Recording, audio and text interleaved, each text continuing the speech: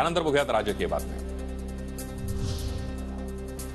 उद्धव ठाकरेंकडे मी 1 कोटीचा चेक दिला होता, मंत्रिपदासाठी पैसे मागितले की पक्षनिधीसाठी हे मला माहित नाही। पत्रकार परिषदेमध्ये दीपक केसरकर यांचा गौप्यस्फोट।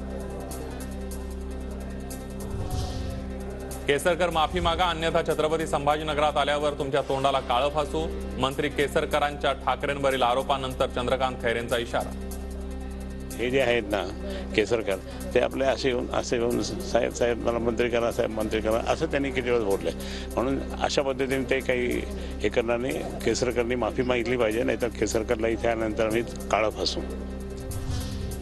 उद्धव ठाकरे हे पदांसाठी आमदारकीसाठी पैसे घेतात। उद्धव ठाकरे बिकाऊ माणूस।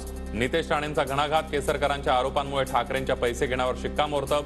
नितेश राणेंचं वक्तव्य। उद्धव ठाकरे पदांसाठी आणि आमदारकीसाठी पैसे घेतात ह्याच्यावर दीपक केसरकरजींच्या स्टेटमेंटमुळे शिक्कामोर्तब झालेला आहे। म्हणजे उद्धव ठाकरे हा बिकाऊ माणूस आहे। 2.5 वर्षामध्ये माडीवरून खाली न उतरणारे माझ्या दाढीपर्यंत कसे पोहोचणार? शिंदेंचा ठाकरेंवर पलटवार। तर या दाढीमध्ये तुमच्या खूप नाड्या आहेत, मला बोलायला लावू नका म्हणत शिंदेंचा ठाकरेंना इशारा। लोकसभा निवडणुकीमध्ये मनसेसोबत युती करण्यासाठी महायुतीची चाचपणी। बाळा नांदगावकर, नितीन सरदेसाई, संदीप देशपांडेंची फडणवीसांसोबत चर्चा।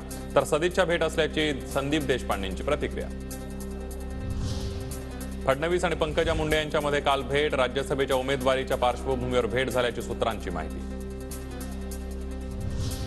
संभाजीराजे छत्रपती गेल्या 5 दिवसांपासून नॉट रिचेबल। कुटुंब आणि निकटवर्तीयांचाही संवाद नाही।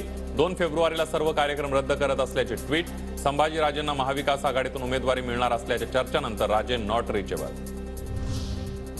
संभाजीराजे छत्रपतींसोबत गेल्या काही दिवसांपासून चर्चा नाही। राज्यसभेच्या 6व्या जागेसाठी सर्वांनी शाहू महाराजांचा निवडून द्यावं। संजय राऊतांचं महाविकास आघाडीसह महायुतीतील पक्षांनाही आवाहन।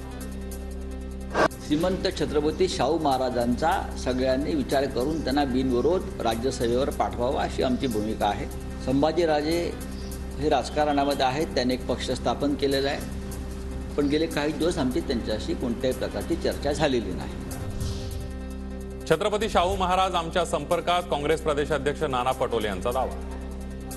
छत्रपती शाहू महाराज आमच्या संपर्कात आहे आणि आमचा प्रयत्न आहे की ते यावेळेस महाविकास आघाडीकडून लढतील आणि त्या पद्धतीचं आमचं काम सुरू आहे।